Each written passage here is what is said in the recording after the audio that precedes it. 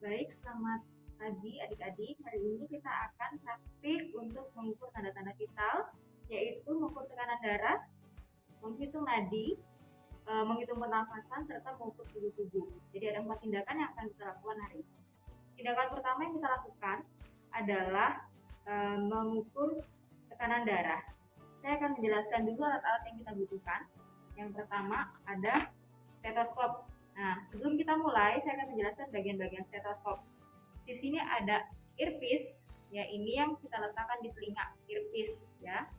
Lalu ada selang, atau bahasa Inggrisnya tube. Ini adalah saluran udara. Lalu di sini ada dua bagian. Bagian yang paling lebar ini disebut diafragma atau membran. Jadi nanti alat inilah yang ditempelkan pada kulit atas tubuh pasien untuk mendengarkan suara, ya. Ini diafragma atau membran. Lalu yang di bagian atas yang kecil ini disebut bell, ya. Ini disebut bell.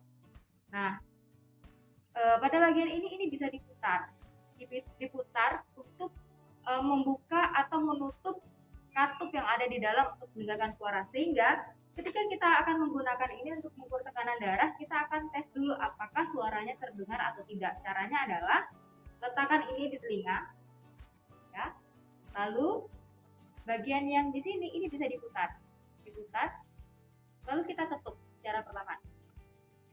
Apakah ada suara atau tidak? Lalu putar lagi sekali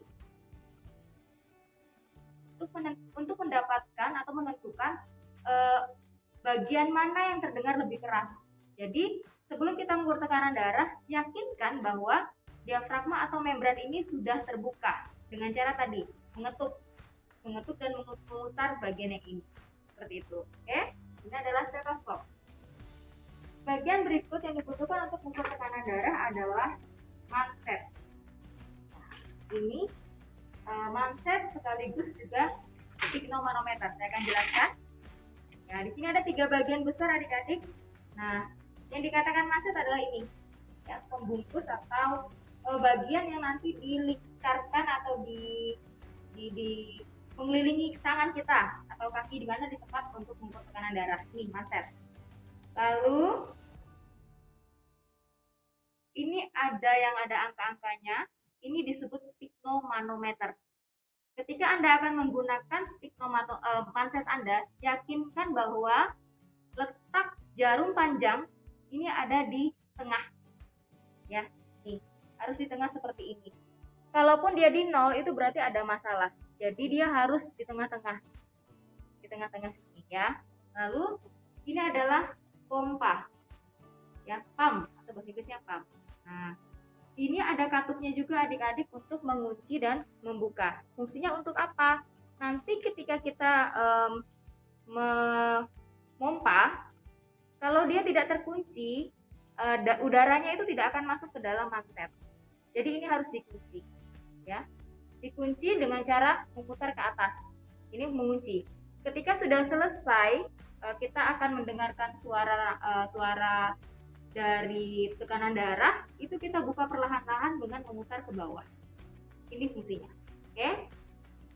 Lalu persiapan alat berikutnya yang dibutuhkan adalah alat tulis adik-adik, ya. Jadi kita butuh alat tulis untuk menulis nama pasien lalu berapa hasil pemeriksaan yang kita lakukan. Oke. Kita akan mulai saja melakukan pemeriksaan. Pemeriksaannya boleh di tangan sebelah kanan, boleh di tangan sebelah kiri. Yang perlu diperhatikan adalah ekstremitas atau tempat pemeriksaan itu tidak terpasang infus, tidak ada luka, atau bahkan tidak ada fraktur. Jadi itu bebas.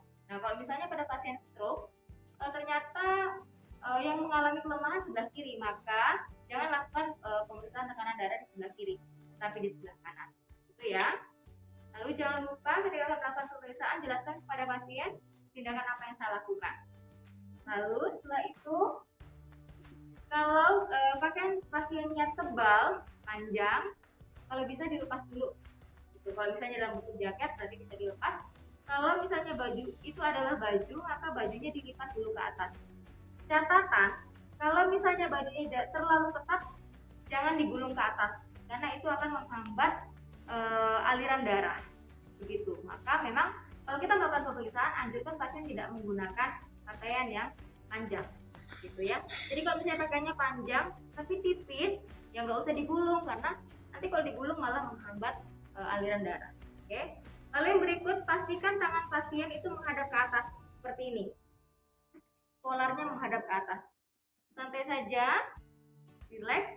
Lalu karena ini pakaiannya tidak ketat, kita gulung. Permisi Ibu, kita gulung, ya.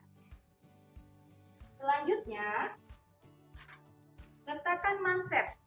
Cara meletakkan adalah, adik, jadi ini di sini, ini ada tulisannya, one mate artery, left arm dan right arm. Ini harus di atas. Nah, ini di atas.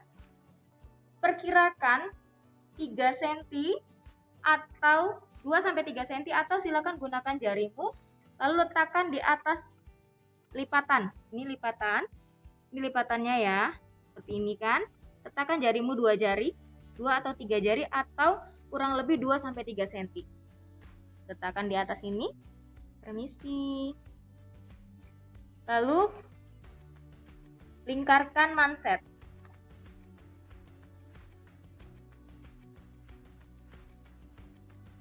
Ketika memasang manset, yakinkan manset tidak terlalu ketat dengan cara letakkan 2 jari masuk.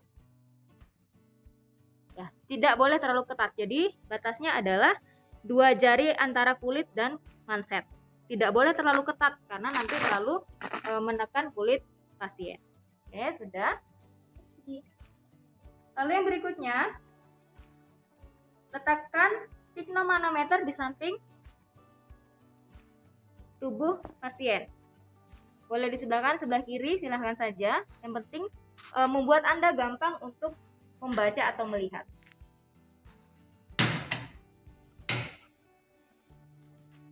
Selanjutnya, pastikan tadi si skrupnya si pompa ini sudah terkunci, ya, ke atas ini sudah terkunci. Lalu letakkan stetoskopmu di leher.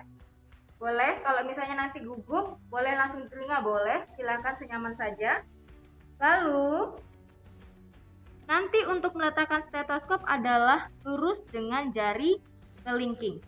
Ini jari kelingking lurus ke atas, nanti letakkan stetoskop tepat di atas ini. Atau arteri brachialis, ya. Letakkan di atas arteri brachialis, letaknya adalah ambil saja lurus jari kelingking ke atas, tepat di siku. Ini adalah arteri brachialis. Nah, selanjutnya kita akan memompa sambil memeriksa arteri radialis. Arteri radialis itu ada di pergelangan tangan, yaitu di jempol. Jadi kalau Anda letak ini jempol, lurus jempol tepat di pergelangan tangan, silahkan letakkan jarimu 2 atau 3 jari, letakkan di situ, itu akan teraba denyutan. Ini adalah arteri radialis, ya. Jadi letakkan saya di sini, ini jempolnya, tepat di siku, di pergelangan tangan.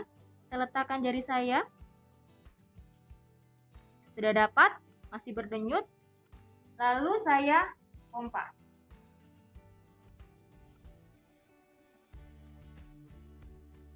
Oke. Saya pompa sambil kita merasakan sampai denyut arteri radialis tidak lagi berdenyut, tidak ada lagi. Setelah tidak teraba denyutan, ini denyutan terhenti di angka 100, maka saya langsung menggunakan stetoskop. Stetoskop saya pasang di telinga.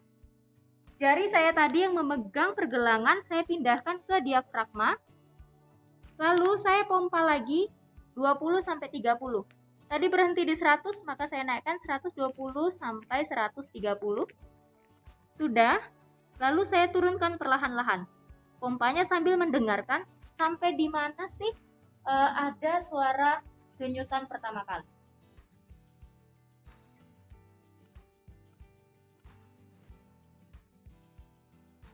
Denyutan pertama kali, kalau misalnya adik-adik perhatikan ya.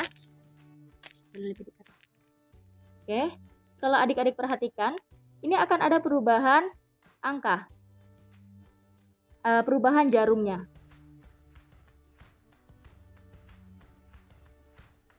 Nah, ketika dia di angka 110, dia ada berdenyut. Kalau dilihat itu jarumnya bergerak. Itu tanda bahwa kita sudah mendengar denyutan pertama di sini. Gitu ya.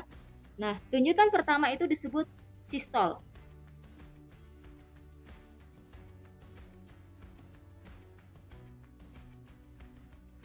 Kita dengarkan sampai suara denyutannya hilang. Tadi ada di angka 60, maka diastolnya adalah 60. Sistol dan diastol itu kalau misalnya kita tulis, misalnya kalau misalnya di rumah sakit itu ada berapa tekanannya? 120/80. 120 adalah sistol, 80 adalah diastol. Gitu ya. Itu adalah kisaran tekanan darah. Ketika sudah, kalau misalnya Anda tidak yakin, Anda boleh mengulang 2 kali. Gitu ya. Tetapi jangan sering-sering di tempat yang sama. Nanti kalau misalnya sudah 2 kali, boleh pindah ke tangan sebelah kanan, gitu ya. Tidak boleh melakukan pemeriksaan tekanan darah di tempat yang sama karena itu akan membuat pembuluh darah bisa pecah. Setelah selesai, yakinkan bahwa pompa ini sudah habis terputar, lalu mengisi, masak sedikit, lalu lepaskan. Cara merapikan, masukkan dulu sfiknomanometernya, digulung 2 kali, lalu masukkan pompa serta selangnya, lalu digulung sampai selesai, supaya alatmu itu lebih bertahan lama. Seperti itu. Jangan lupa setelah hasil pemeriksaan, catat di catatan nama pasien siapa, tekanan darahnya berapa. Gitu. Oke, selanjutnya tanda-tanda vital yang berikutnya adalah mengukur suhu tubuh. Mengukur suhu tubuh saat ini mungkin semua orang sudah tahu ya, apalagi saat ini selama musim COVID ini orang menggunakan termometer infrared yang biasanya dilakukan dengan pemeriksaan infrared ke kepala atau di tangan. Nah, hari ini saya akan menjelaskan menggunakan 2 alat, dua-duanya secara aksila. Sebenarnya ada juga secara anal atau anus, biasanya dilakukan pada bayi ya, jadi termometernya akan ditaruh di anus. Tapi pada orang dewasa atau pada umumnya biasanya kita menggunakan yang aksila. Di sini saya siapkan ada 2. Yang pertama adalah termometer air raksa. Dari zaman dahulu kita pakainya yang termometer air raksa seperti ini ya.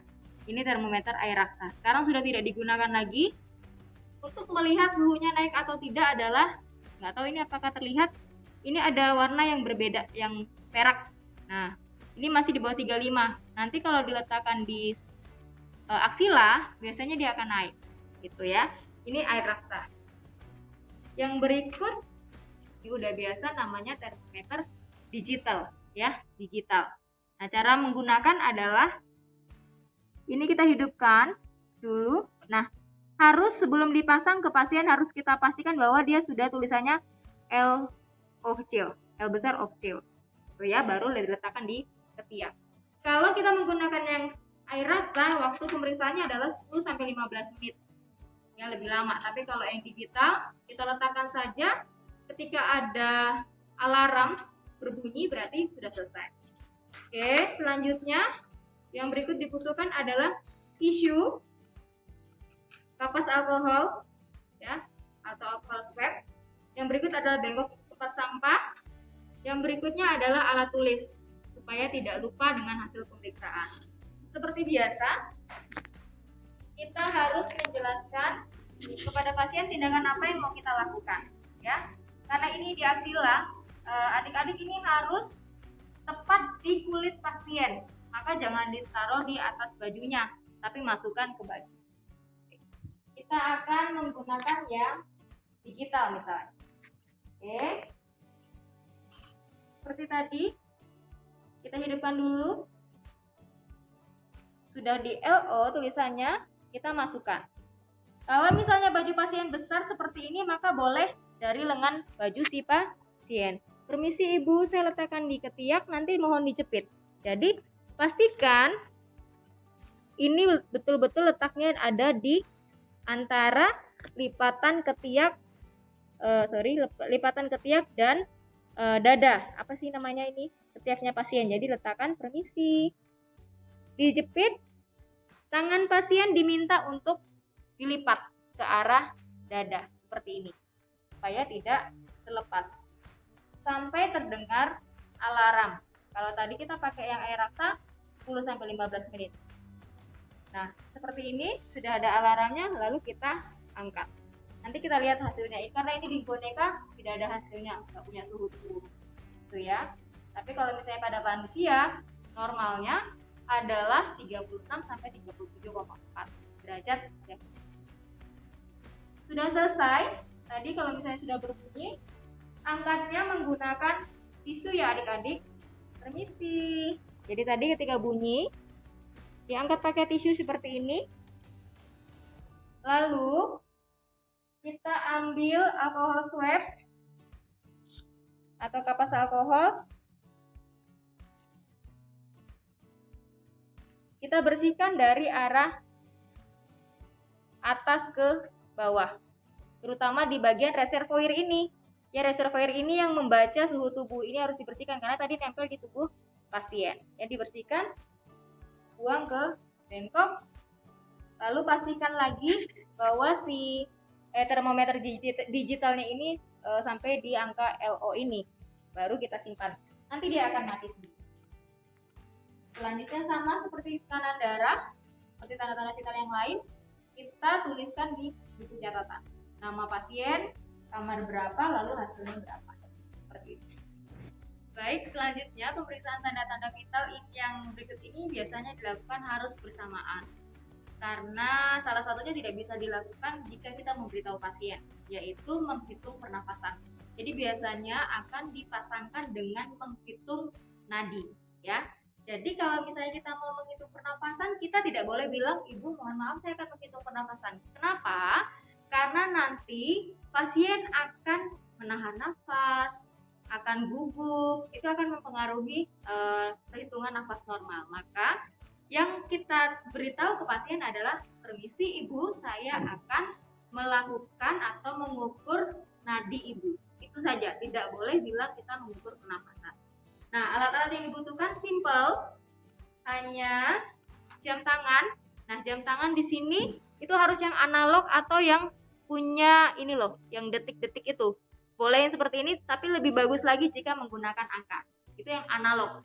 Jangan yang digital, atau jangan yang hanya ada angka 6 dan 12 yang di tempat-tempat lain ini tidak ada angka, gitu ya. Lalu yang berikut pulpen dan buku untuk menulis tadi hasilnya. Oke.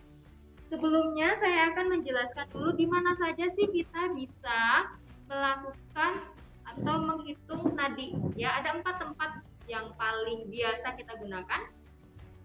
Yaitu yang pertama ada di radialis.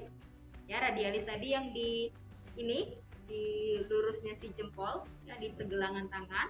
Di sini lalu ada yang brachialis, lurusnya kelingking ada di sini, ya. Lalu yang ketiga ada di temporalis, ya, temporalis itu ada di sekitar sini, ya, 2 ini. Kalau misalnya Anda raba di pelipis Anda itu ada yang berdenyut, ini temporalis, ya, sebelah sini. Yang keempat ada di femoralis, ya, di femoralis itu di pangkal paha, ya, tidak bisa saya tunjukkan, tapi silakan meraba pangkal paha Anda masing-masing. Sorry, ada 5, sebenarnya ada 6. Yang kelima adalah dorsalis pedis. Maaf ya, saya revisi, ada 5 yang sering kita gunakan. Ada dorsalis pedis. Kalau dorsalis pedis itu ada di sini, di punggung kaki. Permisi ya, ini di dekat lipatan ini. Kalau misalnya kaki dilipat, nah kamu tinggal taruh saja tangannya di sini. Itu ada nadi atau ada denyutan nadi yang teraba di sana. Ya, ini dorsalis pedis. Lalu biasanya ada juga di ini, patella, di belakangnya patella, di belakang ini, di sini ini juga bisa teraba. Tapi jarang digunakan. Yang paling sering digunakan itu adalah yang radialis, ya. Kalau misalnya ternyata ada luka bakar nih, tidak bisa menemukan di mana-mana, boleh di dorsalis pedis. Nah, di semua tempat yang tadi saya sebutkan bisa melakukan pemeriksaan nadi, ya, mengukur nadi. Itu kita bisa lakukan juga pemeriksaan tekanan darah, ya. Nah, saya akan menghitung di arteri radialis. Caranya adalah jam tangan ini letakkan di tanganmu yang tidak dominan, ya.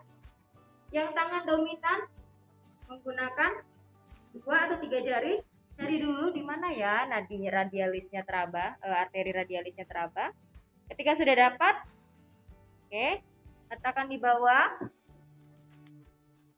Lalu lihat jam. Silakan dihitung.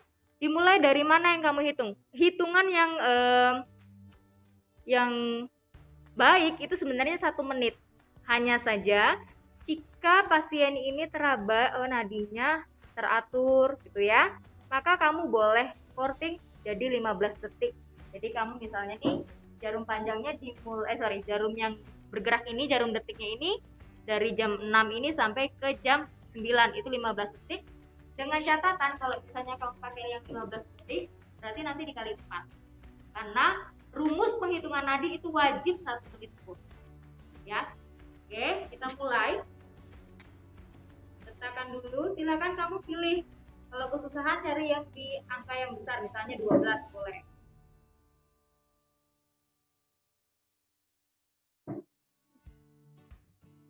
Catatan berikutnya, jangan menghitung sambil melihat jam tangan. Tapi kalau misalnya sudah di saya mau menghitung dari ketika jarum detiknya di angka 12. Ketika jarum detik di angka 12, mulai langsung menghitung 1, jangan lihat jam. Karena ketika kita melihat jam ini akan mempengaruhi denyut nadi. Maksud saya rasanya kita merasakan denyut nadi. Ya. Itu selama 1 menit full, normalnya itu 60 sampai 80, kadang-kadang juga ada yang sampai 100 kali per menit. Itu normalnya nadi. Ya. Kalau tadi mau pakai yang 15 detik, boleh dengan catatan nadinya teratur.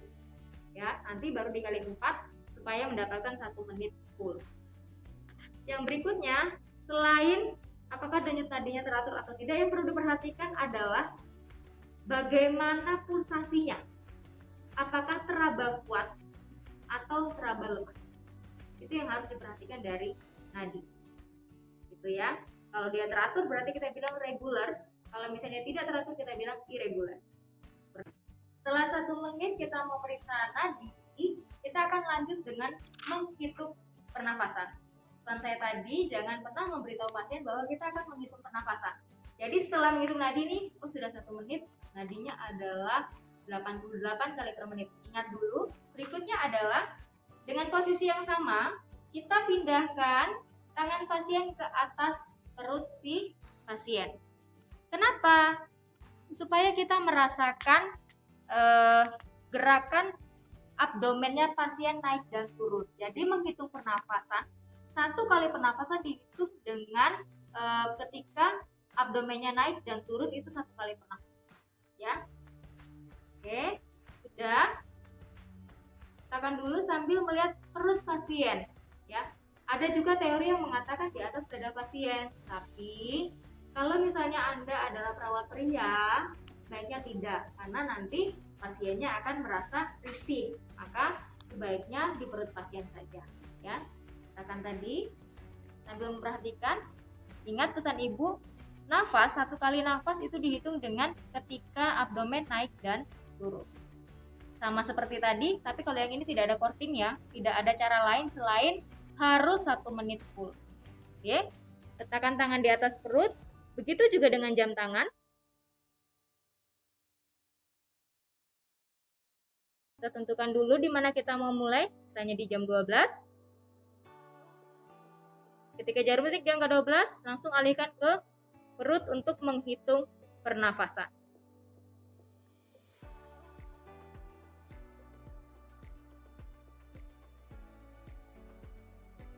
Sampai 1 menit full atau sampai dengan jarum detiknya kembali ke angka 12. Sudah selesai, silakan kembalikan ke posisi yang nyaman untuk pasien, lalu jelaskan kepada pasien.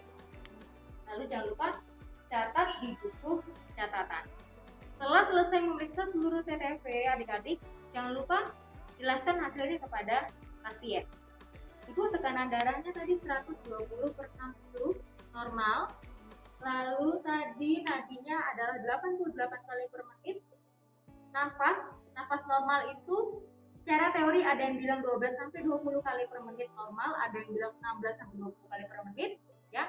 tergantung buku teori mana yang kamu gunakan, gitu ya. Lalu tadi suhunya 36 derajat Celcius normal. Gitu ya, nanti jelaskan kepada pasien karena nanti pasien akan bertanya normal nggak sus? Maka perawat harus hafal tentang normal dari tanda-tanda vital. Ya, disebut tanda-tanda vital karena ini penting sekali sehingga pemeriksaan ini wajib dikuasai oleh Anda sekalian. Baik, adik-adik, tadi catatan hasil tanda-tanda vital yang telah kita kumpulkan itu akan kita masukkan ke dalam rekam medis pasien dalam bentuk grafik. Untuk pengisian grafik kita akan jelaskan di video selanjutnya. Terima kasih.